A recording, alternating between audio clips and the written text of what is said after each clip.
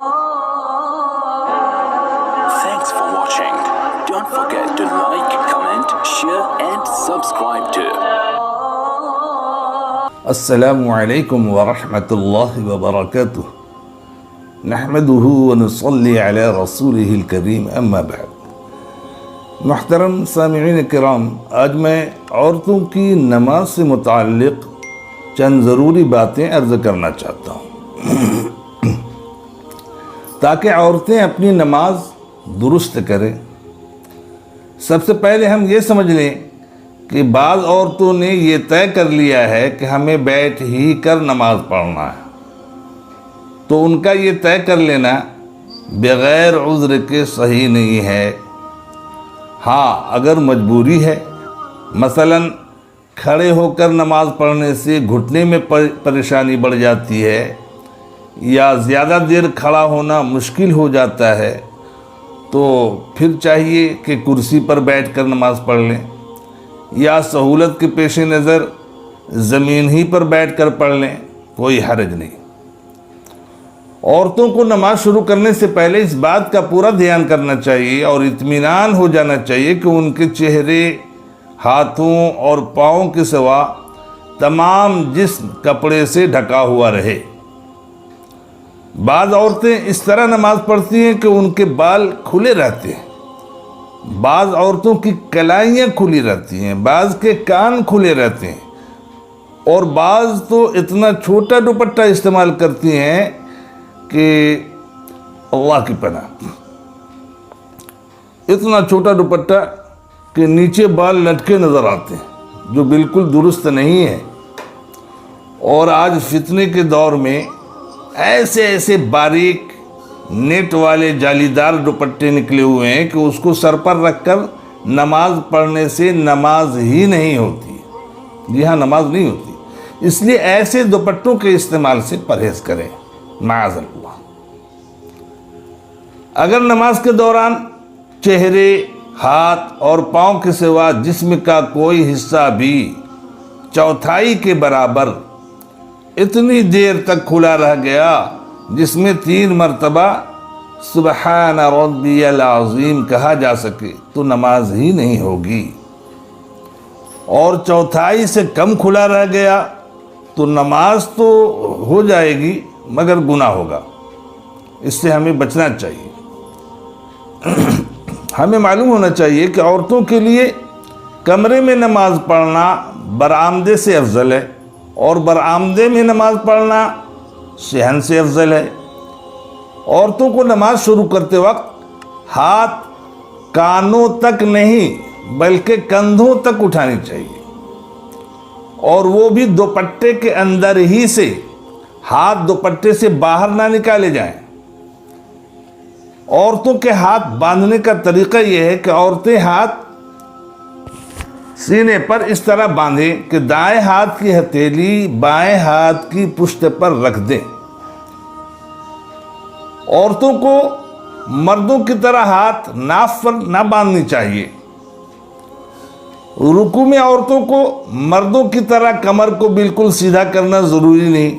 مردوں کے لیے کہ بالکل ایسے سیدھے ہوں کہ پانی بھرا پیالہ اگر رکھا جائے تو نہ چھلکے، تو کیا مردوں کی طرح کمر کو عورتوں کے لیے بالکل سیدھا کرنا ضروری نہیں، بلکہ مردوں کے مقابلے میں کم جھکنا چاہیے۔ اور رکوع کی حالت میں عورتوں کو اپنے گھٹنوں پر انگلیاں ملا کر رکھنا چاہیے، یعنی انگلیوں کے درمیان فاصلہ نہ ہو، یوں ملی ہوئی ہو۔ اور مردوں کے لیے حکم ہے کہ وہ انگلیوں کو پھیلا کر رکھے اور گھٹنے کو مضبوطی سے پکڑے۔ حضرت مولانا ابرار الحق ہردوئی رحمۃ اللہ علیہ فرمایا کرتے تھے کہ گھٹنے کو خوب مضبوطی سے پکڑو، یہ جنت کے انار ہیں، یہی سنت طریقہ ہے۔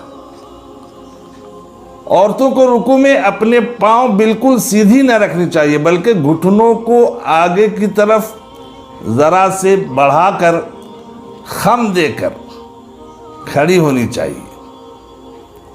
مردوں کو حکم یہ ہے کہ رکوع میں ان کے بازو پہلوؤں سے جدا ہو، تنے ہوئے ہوں، لیکن عورتوں کو اس طرح کھڑا ہونا چاہیے کہ ان کے بازو پہلوؤں سے ملے ہوئے ہوں۔ عورتوں کو دونوں پاؤں ملا کر کھڑا ہونا چاہیے، خاص طور پر دونوں ٹخنے تقریباً مل جانی چاہیے۔ حالت قیام میں پاؤں کے درمیان فاصلہ نہ ہونا چاہیے۔ ہاں، کسی بھاری بدن والی مستورات کے لیے بالکل اس طرح کھڑے ہونے میں گر جانے کا اندیشہ ہو یا بیلنس نہ بنتا ہو تو پھر سہولت کے پیش نظر کھڑے ہوں، کوئی حرج کی بات نہیں۔ یرید اللہ بکم الیسر ولا یرید بکم العسر، اللہ تمہارے لیے آسانی چاہتا ہے، مشکل نہیں چاہتا۔ سجدے میں جاتے وقت مردوں کے لیے یہ طریقہ ہے کہ جب تک گھٹنے زمین پر نہ ٹکیں اس وقت تک وہ سینہ نہ جھکائیں، یعنی بالکل ایسے گویا کہ اوپر سے اللہ کے نبی صلی اللہ علیہ وسلم زمین کی طرف اترتے تھے۔ ہمارے شیخ رحمۃ اللہ علیہ فرماتے تھے کہ جیسے گویا بورنگ ہوتی ہے، دھسائی جاتی ہے ڈائریکٹلی، لیکن ذرا آج کے دور میں ہماری نسیں اور رگیں بھی کمزور ہیں، مشکل ہوتا ہے۔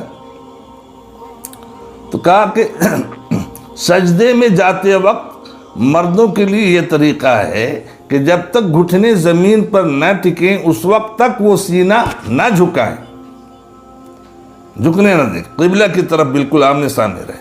لیکن عورتوں کے لیے یہ طریقہ نہیں ہے، وہ شروع ہی سے سینہ جھکا کر سجدے میں جا سکتی ہیں۔ عورتوں کو سجدہ اس طرح کرنا چاہیے کہ ان کا پیٹ زانوں سے بالکل مل جائے اور بازو بھی پہلوؤں سے ملے ہوئے ہوں۔ نیز عورت پاؤں کو کھڑا کرنے کے بجائے انہیں دائیں طرف نکال کر بچھا دے۔ مردوں کے لیے سجدے میں کہنیاں زمین پر رکھنا منع ہے، لیکن عورتوں کو کہنیوں سمیت پوری باہیں یعنی کلائیاں زمین پر رکھ دینی چاہیے۔ سجدوں کے درمیان اور التحیات پڑھنے کے لیے جب بیٹھنا ہو تو بائیں کولہے پر بیٹھیں اور دونوں پاؤں دائیں طرف کو نکال دیں اور دائیں پنڈلی اوپر رکھیں۔ رکوع میں مردوں کے لیے حکم یہ ہے کہ انگلیاں کھول کر رکھنے کا اہتمام کریں اور سجدے میں بند رکھنے کا اہتمام کریں، اور نماز کے باقی افعال میں انہیں اپنی حالت پر چھوڑ دیں، نہ بند کرنے کا اہتمام کریں نہ کھولنے کا، کہ ہم ایسا بالکل بند کر رہے ہیں یا بالکل کھول رہے ہیں، بلکہ اپنی حالت پر نارمل ٹائپ سے جیسے ہے۔ لیکن عورتوں کو ہر حالت میں حکم یہ ہے کہ وہ انگلیوں کو بند رکھے، یعنی ان کے درمیان فاصلہ نہ چھوڑے، رکوع میں بھی، سجدے میں بھی، دو سجدوں کے درمیان بھی اور قعدوں میں بھی۔ آخر میں یہ بات بتا دوں کہ عورتوں کا جماعت کرنا مکروہ ہے، ہاں ان کے لیے اکیلی نماز پڑھنا ہی بہتر ہے۔